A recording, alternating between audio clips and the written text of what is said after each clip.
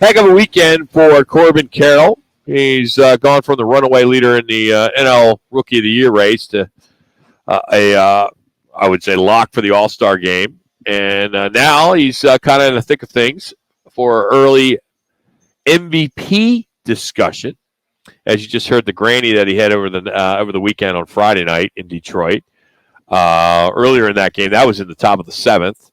And what was interesting, it was I think 16 pitches, something like that, where he fouled off, just kept fouling him off, and then sure enough, he goes opposite field to left, and just boom. I'm sorry, it was a seventh pitch. It wasn't 16. It felt like it's 16, but it was 7 off the bat. That was a fastball up and away, and there he was. It took it. Then he had a home run in left field in the first inning, or early in the game of that one too. So opposite field power.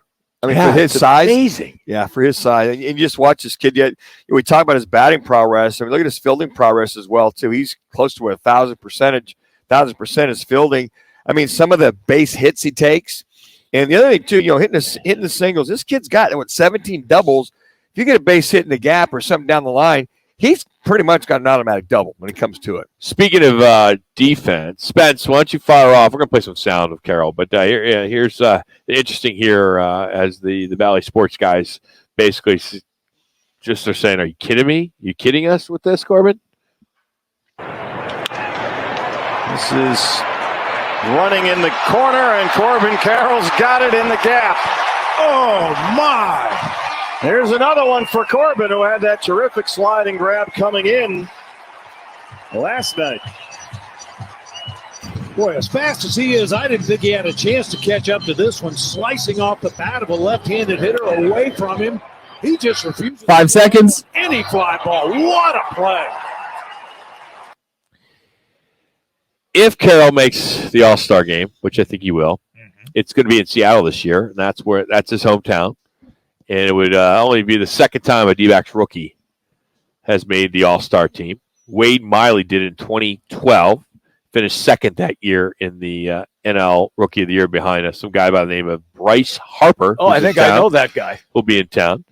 Did you know winning the Rookie of the Year award would give the Diamondbacks an extra first-round pick in the 2024 Major League Baseball draft? The current collective bargaining agreement added what they call a prospect promotion incentive, a PPI, which rewards teams for promoting their prospects on opening day instead of keeping them down in the minors to gain a year of control.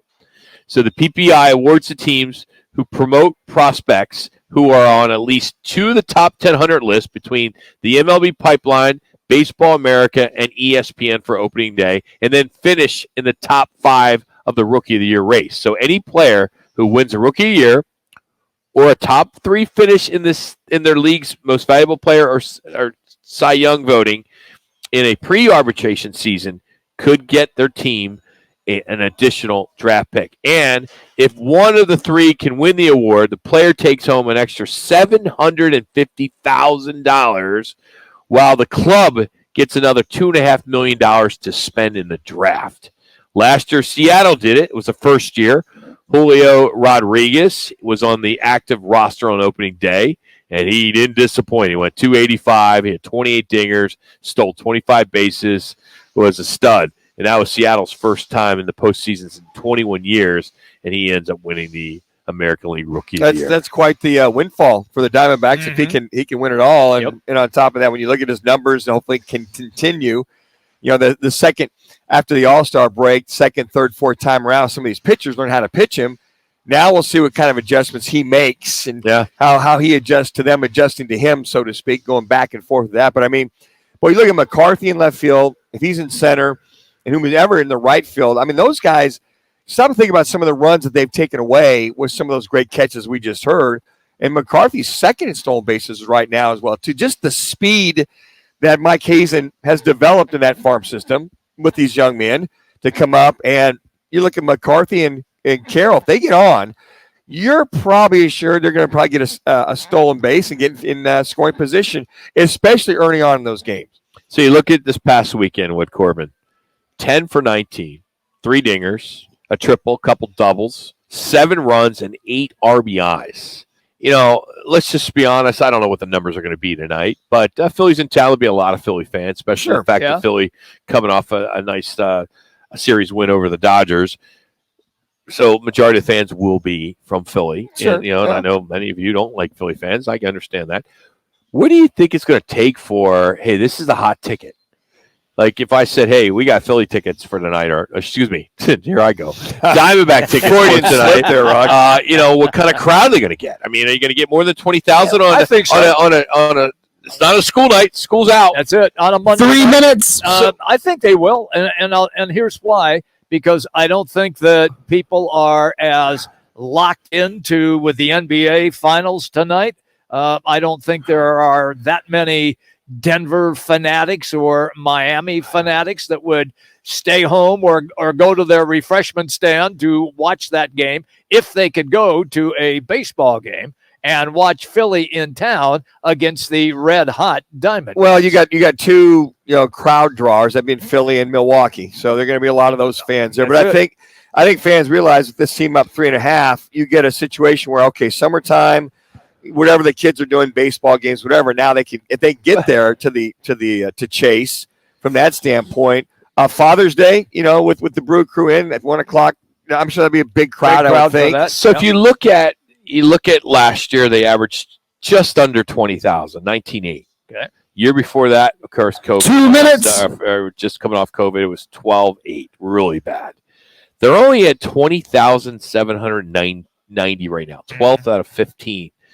Whereas you go back in 2019, 18, 17, it was 26, 27,000 people, the average. 5, 6, 7,000 more than now. Yeah. But this team's in first place. It is, Rock, but you have to remember that we never thought that they were going to be like this. I understand that. Everybody is still kind of shocked. But it's been 2 months. I understand perfectly, but back then they're coming off a couple of seasons of being one of the worst baseball teams on the planet.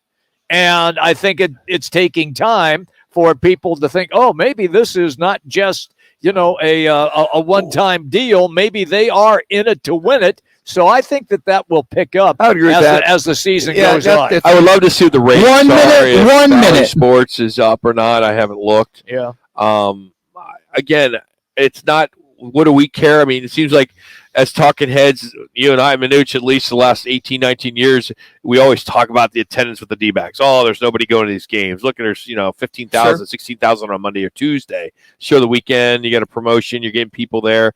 But do you guys foresee this Diamondbacks team starting to get the marketing machine going? Yes. And start promoting the first place Diamondbacks? I would. Or is that a jinx? No. You start getting Carroll out there. You got an 8-year contract with him. You start getting him out there. Absolutely. Do whatever you can. I don't feel it.